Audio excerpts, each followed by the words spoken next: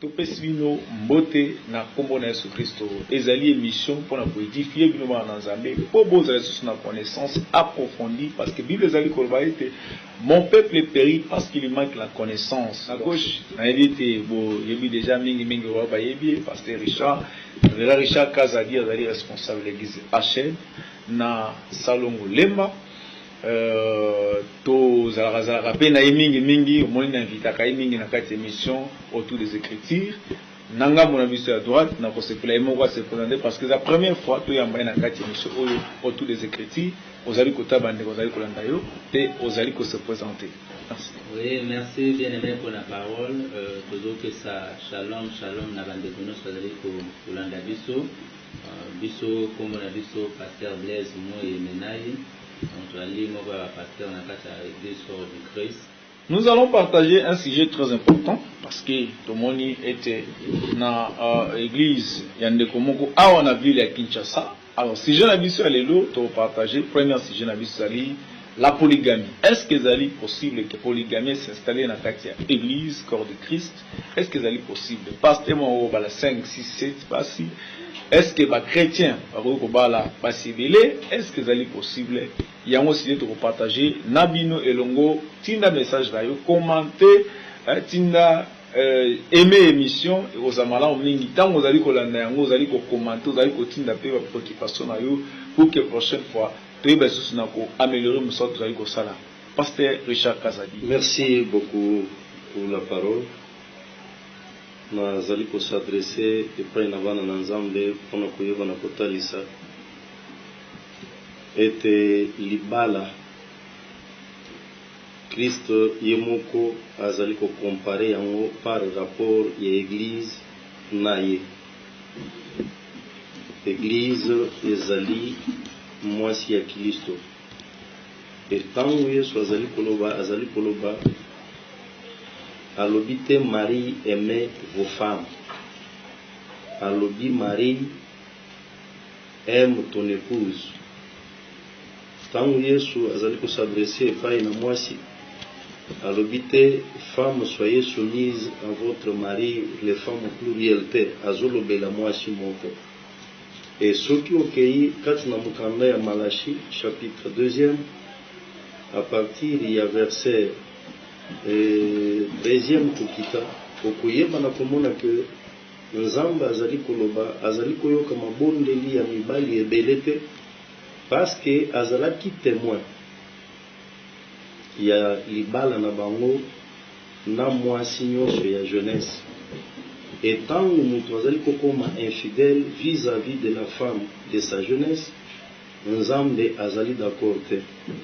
Infidélité azali kobandaka tango ozali kotika yo ozali na ye na ndako ozokende vers une autre. Nzambe aza d'accord te. Nzambe azosukela wana te azokende me musika mpona koloba azali koyir divorce, azali koyir répudiation. C'est pour dire que par rapport à la pensée de Dieu, mwasi moko, mobali moko, c'est ça la pensée originelle de Dieu. Parce que quand on a jardin d'Éden, Nzambe akelaki mobali moko te na basi ebele, Nzambe pe akelaki mwasi moko te na mibali ebele. Merci pasteur Richard Kazadi na kopesi mo le pa ya révérend koto yu révérend Blaise. Qu'on devine à vous par rapport à Yalikambo? Non, demain penser avec papa Richard, vraie personne. Deko azali pour faire installer mariage na kati ya ba mariage polygame na. Zomona pasteur. Bon dimiku douté mais pasteur ayepena ba basi na na télévision 7 femmes. Et puis basi ona nyonso wana abala ba oka ba moseka.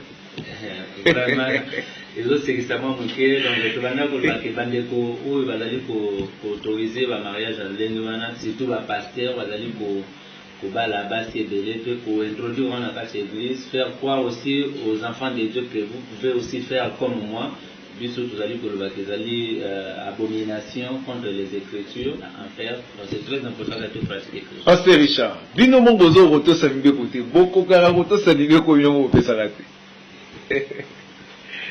Papa na kokota na likambo moko peut-être oyo koyoba na ko étonner. Oyebi ke basali na Nzambe bele baza délivrer te. Oh. Et puis bazoluka délivrance te nde oyo ezali kosala ke balien ya famille ezolanda mais bango bazokangola nde bato bakoluka su délivrance te bako badia bapaster bakoma bashibishop baevêque. Vous savez, elle tozondimele yesu c'est l'âme qui est sauvé mais nzoto ya moto ezalaka na besoin et besoin wana des fois soki otali malamu ezalaka lié aussi na bahabitude mpe bakotime ya famille nakoyeba na koetone yo pourquoi Moïse akoti terre promise te c'est parce qu'azalaki descendant ya Lévi. Or que na likambo ya dina kanda ya Lévi na Siméon eyebaki na koverse makila. Vous comprenez? Et Moïse abimi na lignée wana problème ya kanda eye kokanga ye. Bana na Israël bayeba yebisi ye bazana besoin ya mai. Tellement que ba milimire makasi yake pa na Nzambe. Nzambe ayebisi non yo no baka kana rocher bimisama mai. Mais lokola azalaki déjà na se ya kanda. Ye azulingen na frapper na rocher bisika boloba. Alobi eske li bango nde ko bimisela bino mai. C'est que kanda ezo meme a douter miracle nyonso Nzambe asalaki na ye. Nde lo bezangisi ya kota na terre promise. Soki tokei kati na famille ya Abraham oyo aza patriarche na biso okoyeba na kokuta ki yaye un problème lequel azalaki na problème ya kozanga kobota et le même problème se retrouvait pas ya Isaac ayebaki na kowanga na mwasi na ye alobi aza ndeko na ngai et le même problème pe ayebaki na se retrouver pas ya Isaac. Vous comprenez? C'est que là il y a un problème ya lien ezosenga délivrance ba pasteur ebele ozomona ba polygame kende na ba famille na bango okoteke polygamie ezali Josali kama famille ezali mugambo di mwana mugambo de famille mugambo di famille kende na ba famille wana soki okuti pasteur azosala kindumba landele na famille na yo okoteke problème ya kindumba eza makasi mais Nzambe azobenga biso il y a des choses que nous devons combattre nous-mêmes en tant qu'hommes de Dieu. Biloko wana ekosala ke ministère na biso ezala tachete plus tard na ba problème ou eza général na famille. Et puis biloko wana ko mara soki boko mina élévation. Moni pasteur ko bunda zana na sezo bunda tam so mona ma fidélité ça. Mais tango kaka Nzamba tomboli donc akomiza t'es pas nécessairement pasteur ngana vandela ba pasteur ebele ba mususu kutu bazana bango na problème mo côté mais loko les avis ya famille et kangiye azana na eloko te mais kuti ke passer la sala kindumba na église baza ko défendre balabiete na makamba polygamie bandi kaka lelote comme misusu apesi ndakisa lobiete na bible apesi ndakisa ba Abraham apesi ndakisa Nzambe azotinda kutu David alobi est-ce basi bazangaki ko obomesa mutu donc Nzambe azaki capable de repesa David moi si mususu mais à condition qu'il abomi donc aboma hérité fallait atikaye mais nga pese basi mususu voilà ma raison ma compétence. Bon, je vais répondre. Vous savez, modèle na biso eza David te na Bible, modèle na biso ezali Salomon te. Salomon d'ailleurs abandaka na Nzambe asuki mabeko na nini po abalaki basiki kiliki. Mais nous notre modèle c'est Jésus-Christ. Interdit au pasteur, l'homme de Dieu Blaise interdit au pasteur Yakobala basi ebele obala misa tuminei et puis pasteur wana musani abala kaka bana batumisika. Vraiment nangaki na complété passé à papa Richard par rapport à question tout naie que la plupart des pasteurs bazo s'appuyer na polygamie ba tout arrêté sur David qui avait plusieurs femmes, Salomon qui avait aussi plusieurs femmes. En fait on va compléter sur papa Richard Momuki dans le sens que David na biso tout en dispensation mon côté. David na Salomon vivait na dispensation ya loi. Or la loi était spirituelle, mais les hommes qui étaient censés pratiquer la loi étaient charnels. Je m'explique. David n'a pas Salomon battu dans la dispensation de la loi, parce qu'il a Saint-Esprit permanent na katina bango. Ces hommes au bazaki battu trop charnels. Mais n'oubliez pas que l'Esprit de Dieu venait pour utiliser Bango par rapport à circonstances. Et David pour sa Goliath, et puis le Saint-Esprit rentre maintenant dans l'eau là. Ce qui veut dire que le Saint-Esprit n'était pas permanent.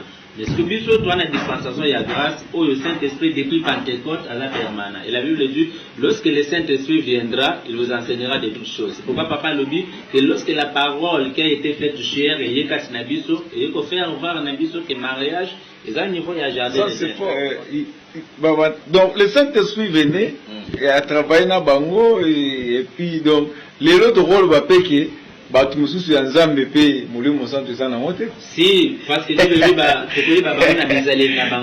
mariage avec de plusieurs femmes fait partie. Déjà, quand on parle de la femme par rapport à un homme, ça fait partie de l'œuvre de la chair. Malgré que le mariage est spirituel, ils ont une instruction divine. Mais ils allaient faire partie de la besoin il y a chair. Donc voilà. Maintenant, quand on dit que c'est spirituel, dans la charnesse, dans la liaison que depuis Chit, il y a Adam. Depuis que Adam a chitaki, par Jésus-Christ avec un Saint-Esprit permanent na Katinaï. Tous ces gens-là vont vivre dans la dispensation, il y a loi, mais avec un Saint-Esprit, par rapport il y a besoin, et puis par rapport il y a charnel. C'est pourquoi lorsque vous êtes dans la banque charnel, c'est pourquoi vous le verrez, vous le verrez, vous le verrez en train de pratiquer les œuvres de la chair. Pourquoi par rapport à Bazaki, aussi lapidé, interpellé par Nzambe, souvent par rapport, pour reprocher au travers des différents messages liés à la prophétie, dans la prophète, il y a Ancien Testament. Mais lorsque Jésus-Christ est venu, avec une solution à l'évangile, même non seulement par rapport à pour prêcher Bisso, mais aussi, il nous a aussi prêché indirectement. Parce que lorsqu'on parle de Christ, on voit un mari qui était venu pour la base de l'été, mais pour la moitié qui est l'église.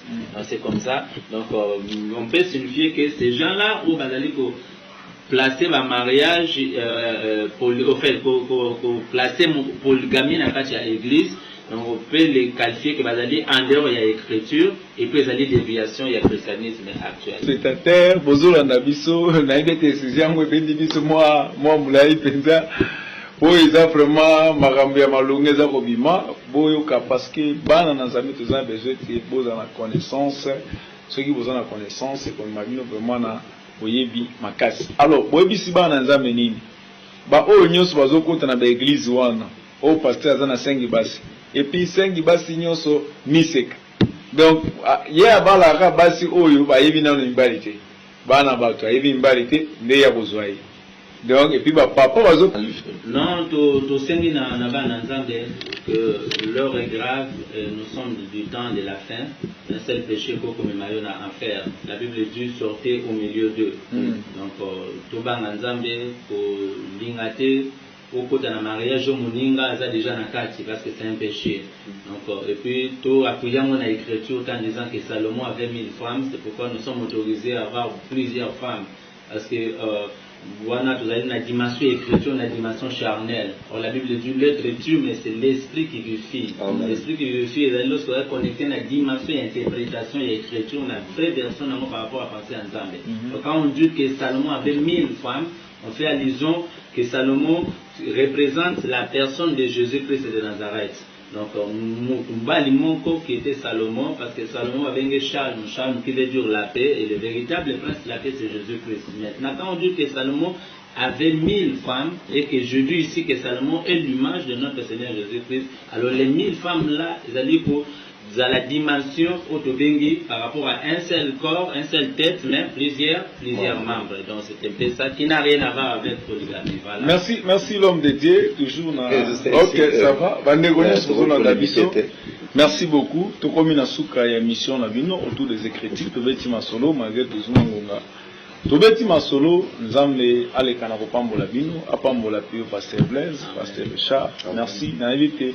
Puisqu'on se dans l'émission, commenter, s'abonner, aimer, partager même l'émission pour la gloire et en Zambé et pour la malaoming. Prochaine fois, tu écoutes le lien de la bientôt, vous aurez rendez-vous. Tu vas être solo à d'autres. Est-ce que ça en Zambé va jouer un rôle dans bango dans quatre de famille pour aller dans d'autres pour qu'il ne aura d'autres $3,000, $5,000, $6,000 point d'interrogation et autres au matin et matin selon mon tour baromonel. Ça na nzambe pe bazana rôle ya ko jouer ko ebisaka mabota qui tala ndenge Bible ezali kosenga. Alors, to commune asuka prochaine fois to robeta lisolo wana. Merci beaucoup, merci na technique, kwa ndenge ba solution technique. Merci, on se